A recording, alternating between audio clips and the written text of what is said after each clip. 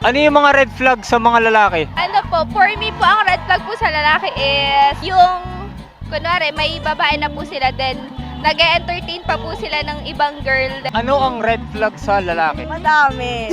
Gaya ng ano? Acting so in love pero nag-cheat. Nag-cheat. Oh, ba naman? Yung mga nakakotse pero walang pambayad. Grabe. Bawang hininga.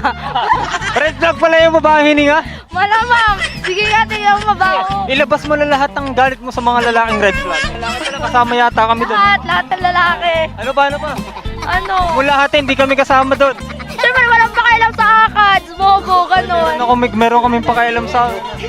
Siguro po yung pag po nag-a-add po sila ng mga babae. Kasi even po naman alam nilang may jowa sila is syempre po a-add ng add ng add. Tapos po, Yung hindi po marunong rumispeto ng babae. Anong klaseng hindi rumispeto? Pare po, alam naman po na ayaw nyo yung isang bagay, tapos patuloy-patuloy pa rin po namimilit ka.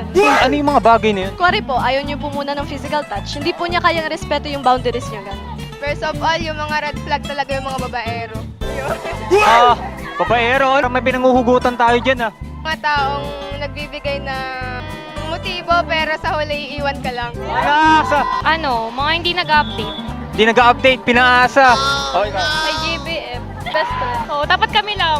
Ayaw nyo na may iba. Ayaw nyo na may kaibigang babae mahal nyo. Gusto nyo yung kayo lang yung babae sa buhay nila. Seloso, tapos, yun lang, seloso. Sobrang seloso. Opo, sobra. Kajowa ka na. Meron.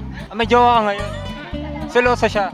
Opo, Sobra. opo. Like, may kaibigan po kasi ako. May testimony pala. Eh, sila na po. And yung boyfriend niya po, nag-cheat po. I mean, ng bababae pa, ganon. LDR po kasi sila. Mas dami.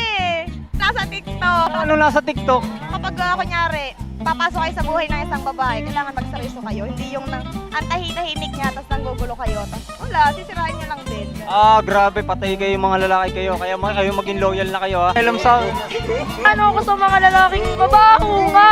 Ayoko sa babaho. Nilalapitan kaya ng mga lalaki mo babaho ah. Ay, hindi. Yung ex ko hindi mabaho. Mabango yun. Pagkano Grabe ka naman sa babaho.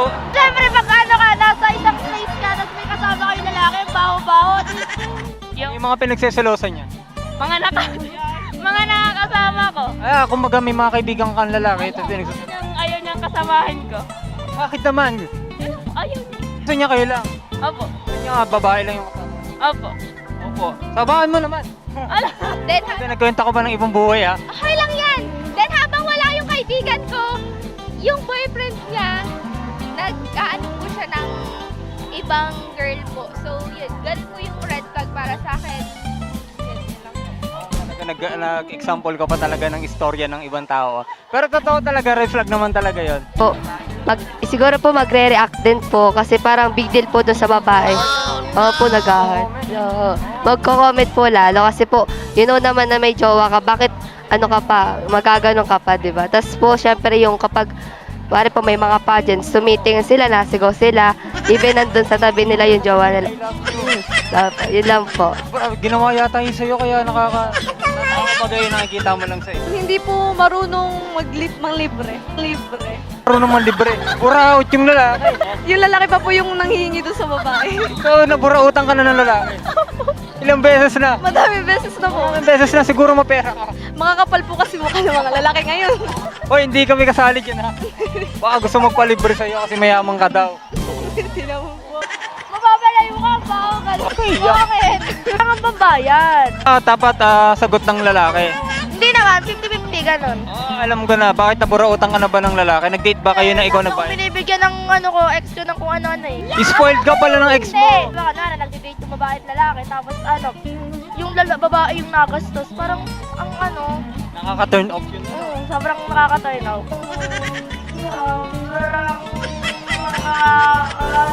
Buraot?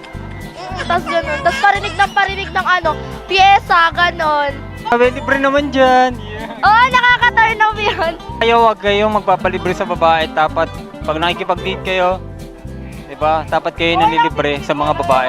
Maimemensahe mo sa mga lalaking red flag. Magbago na po kayo. Hindi po nakakapogi ang pagiging red. Rinig yung sinabi ni ate, magbago na daw tayo. Tayo mga lalaki, general yun. sana po is maging good guy po kayo para dun po sa girl ninyo and wag niyo po silang sasaktan. Maging loyal lang. Ah. Ano? Huwag na kayo mag-girl best friend. Yun din. No, don't date a broke guy, lalo na kahit na may car ka. Hindi porket lahat ng may car, may pera. Ano po, sa mga lalaki, please makontento kayo sa isa. And kumbagay, pag alam niyo naman na may girlfriend kayo, huwag na kayong papato sa iba kasi be true kung mahal mo talaga, di ba? Yun na po, ika nga po, kung mahal mo, bakit mo sasaktan? Matuto pong maging gentleman pag minsan. Sure, pwede naman po na may times po na kayo po yung baby. Pero mas maganda pa rin po talaga na gentleman kayo. Yun lang po.